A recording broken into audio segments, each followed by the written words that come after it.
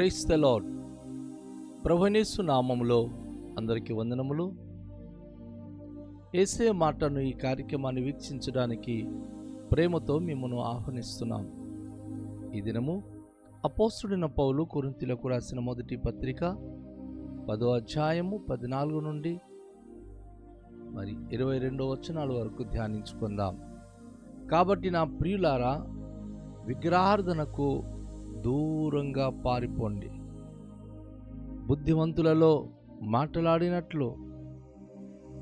బుద్ధిమంతులతో మాట్లాడినట్లు నేను మీతో మాట్లాడుచున్నాను. నేను చెప్పు సంగతి మీరే ఆలోచించుడి.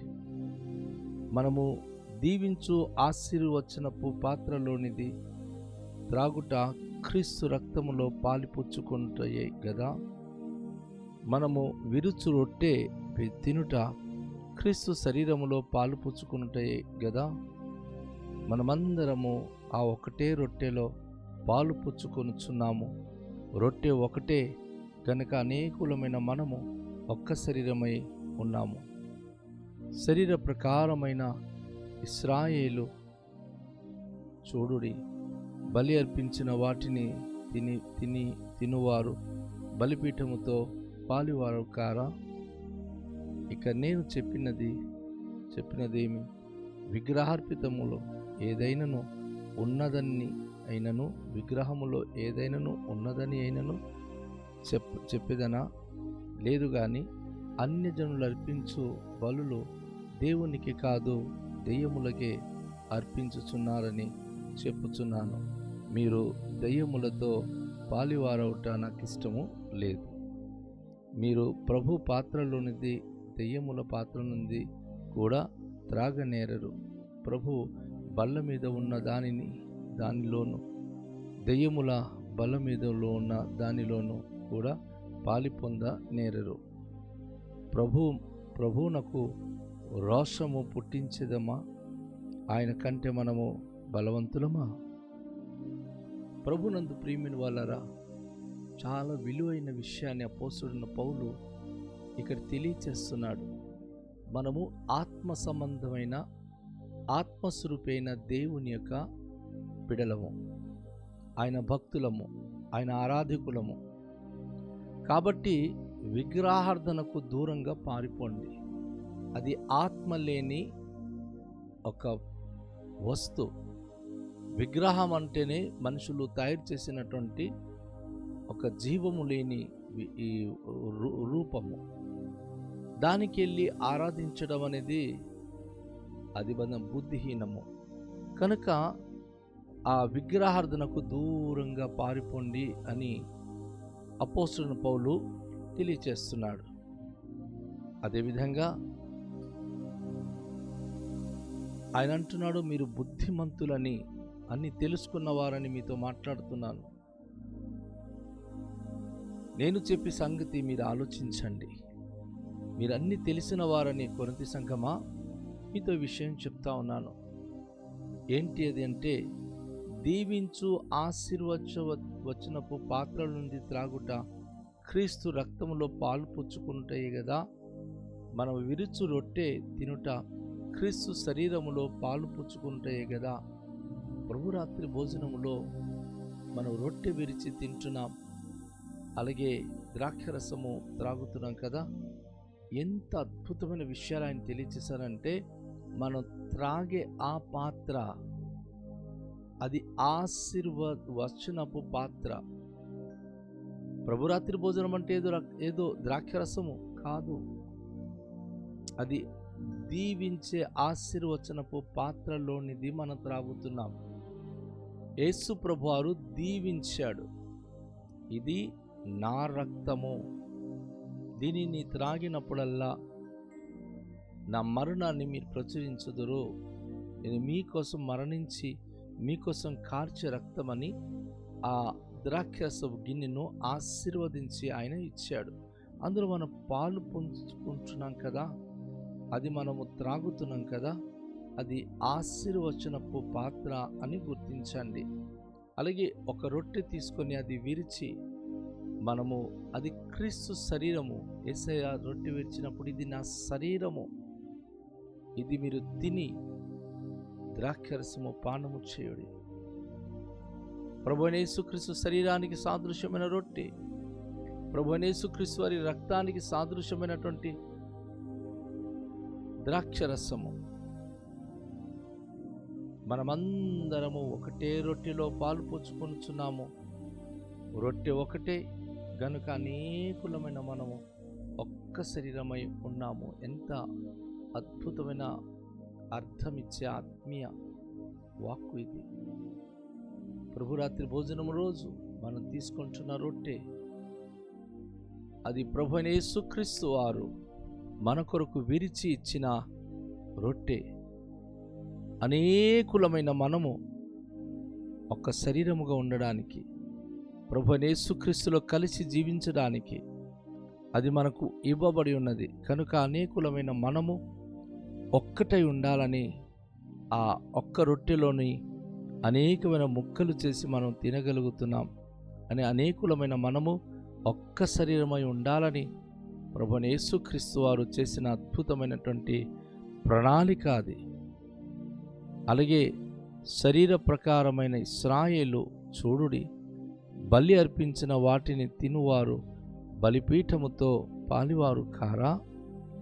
ఇశ్రాయేలు ఒకవేళ వారు బలులు అర్పించడానికి, హోమము కాల్చడానికి వెళ్ళి దహన బలులు ఏమండి పాప పరిహార్థ బలులు ఇస్తుంటారు. ఆ బలిపీఠం దగ్గర అది పెట్టిన తర్వాత వారు ఎంతో పవిత్రంగా దేవునికి అది అర్పించబడిందని అది తీసుకొని వారు తింటూ ఉంటారు. కనుక శరీర ప్రకారమైన ఇశ్రాయేలు బలిపీఠ అర్పితమైన బలి అర్పించిన వాటిని తినువారు బలిపీఠంతో పాలివారుగా ఉన్నవారు కారా? అది ఇశ్రాయేలు గురించి ఆయన మాట్లాడుతూ, ఇక నేను చెప్పినదేమనగా అంటూ అపోస్తలుడు పౌలు అంటున్నాడు, విగ్రహార్పితములలో ఏమైనా ఉన్నదని అయినను, విగ్రహములలో ఏదైనా ఉన్నదని అయినను చెప్పేదనా? ఈ వాక్యమును మనం గమనించినప్పుడు విగ్రహార్పితమైనది కానీ, విగ్రహంలో ఏదైనా ఉన్నదని కానీ మనం నమ్ముతున్నామా? నమ్మట్లేదు కదా. విగ్రహంలో ఏమీ లేదు, విగ్రహ అర్పితంలో కూడా ఏమీ లేదు అనేది మనకు తెలుసు. కానీ అన్యజనులు అర్పించు బలులు దేవునికి కాదు, దెయ్యములకే అర్పించుచున్నారని చెప్పుచున్నాను. మీరు దెయ్యములతో పాలివారగుట నాకిష్టము లేదు. క్రైస్తులు అర్పించే లేక ఇశ్రాయేలు అర్పించే బలి వేరే, అన్యులు అర్పించే బలి వేరే. అన్యులకి వారి దేవతలు నాకు పలానది కావాలి, పలానది అర్పించండి అని చెప్పడం అంటూ వారు చెప్తూ ఉంటారు. కానీ దేవుని ప్రజలు దేవునికి అర్పించే బలి విషయంలో అది వేరే. అయితే అపోస్తలుడు పౌలు అంటున్నాడు, అది దెయ్యాలకు మాత్రమే అన్యులు అర్పిస్తున్నారు. దెయ్యాలు ప్రాణము రక్తము కోరుకుంటుంది, దానికి అర్పిస్తున్నారు. కానీ ఈరోజు దేవుని ప్రజలైన మనము, దేవుడు మనకు బలి కోరట్లా. కాబట్టి దేవుని కొరకు బ్రతుకుతున్న దేవుని ప్రజలు, కొరింథీయులారా, మీరు ప్రభు పాత్రల నుండి దెయ్యముల పాత్ర నుండి కూడా త్రాగనేరరు. ప్రభు బల్ల మీద ఉన్నదానిలోని దెయ్యములో బల్ల మీద ఉన్నదానిలోను కూడా పాలు పొందనేరరు. ఇటు ప్రభురాత్రి భోజనం తింటుంటారు, అటు విగ్రహార్పితమైన వాటిని తింటుంటారు. అలా తినకూడదు. ఈ పాత్రలోనూ వారి యొక్క విగ్రహార్థనకు సంబంధించిన పాత్రల నుండి మీరు తిని త్రాగడం అనేది అది జరగకూడదు, అది తగదు అని అపోస్తలుడైన పౌలు తెలియచేస్తూ ఉన్నాడు. అది తగదు. ఎందుకు అంటే మనము ఆత్మీయంగా జీవించేటటువంటి వారము. మనం దెయ్యాలకి ఆరాధించట్లేదు, లోక సంబంధమైన విగ్రహార్థకులము మనం కాము. ఏదైతే తినదో, ఏదైతే త్రాగదో, ఏ విగ్రహం అయితే నడవదో, ఏ విగ్రహం అయితే మాట్లాడదో, ఏ విగ్రహం అయితే ఏమి చేయదో దాని ముందు ఆరాధించి దానికి వడ్డించిన వాటిని ఓ క్రైస్తవ బిడ్డ, నువ్వు తినడానికి అది ఏమాత్రం సామంజస్యం కాదు. దెయ్యానికి అర్పించిన వాటిని, దేవునికి అర్పించిన వాటిని తింటే జీవితంలో నష్టపోతాం, దేవునికి దూరం అయిపోతాం. దేవునికి నచ్చిన వారుగా, దేవునికి ఇష్టమైన వారుగా జీవించడానికి మనం సిద్ధపాటు కలిగి ఉండాలి. ప్రభువునకు రోషము పుట్టించేదమా? ఆయన కంటే మనము బలవంతులమా? మనం చేసే పనుల ద్వారా దేవునికి కోపం పుట్టించకూడదు, రోషం పుట్టించకూడదు. దేవుని కంటే జ్ఞానవంతులము, బలవంతులము, ఏదో స్థిరమైన వారము కాము. మన సామాన్యులము, అర్హత యోగ్యత లేని వారము. కనుక తన అమూల్యమైనటువంటి రక్తముతో ఆయన మనను విమోచించాడు. ఆ విమోచించిన రక్తమే ద్రాక్షరసముగా మనకు త్రాగనిచ్చాడు. ఇది నా శరీరము, మీరు దీనిని త్రాగినప్పుడల్లా నేను మీ కొరకు మరణించానని జ్ఞాపకం చేసుకోండి అన్నాడు. కానీ విగ్రహానికి అర్పించిన వాటి గురించి ఏం చెప్పగలరు వాళ్ళు? విగ్రహానికి అర్పించిన బలుల గురించి కానీ, ప్రసాదాల గురించి కానీ దేవుని వాక్యం చెప్తుంది, అది ఆ పాత్ర నుండి మీరు త్రాగకూడదు, తినకూడదు. కేవలం దేవుడు మీకు ఇచ్చినటువంటి పాత్ర నుండి మాత్రమే మీరు త్రాగుటకు కానీ తినుటకు కానీ యోగ్యులు. దేవునికి రోషం పుట్టించే పని ఎప్పుడు చేయకూడదు. కానీ దేవునికి నచ్చినట్లుగా మనం జీవించడానికి మనము ఆలోచించాలి. దేవుడు రోషం కలిగిన దేవుడు. తన మహిమ ఎవరికి ఇచ్చువాడు కాడు. నువ్వు దేవుని మహిమ కొరకు జీవించే బిడ్డవి. దేవుని మహిమను ప్రచురించడానికి ప్రభు నిన్ను ఏర్పరచుకున్నాడు.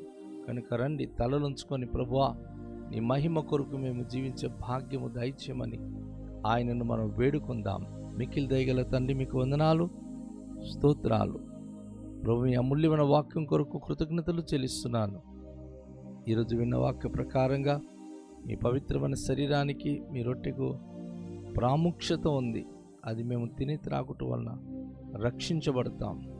ప్రభువా, మేము విగ్రహానికి అర్పించిన వాటికి దూరంగా వెళ్ళి అది మేమేం కూడా తీసుకోకుండా మమ్మల్ని మేము పవిత్రంగా ఉంచుకునే భాగ్యం దయచేయమని, మీ యొక్క కృపహస్తము మాకు తోడుగా నిమ్మని యేసు నామములో ప్రార్థిస్తున్నాము తండ్రి, ఆమేన్.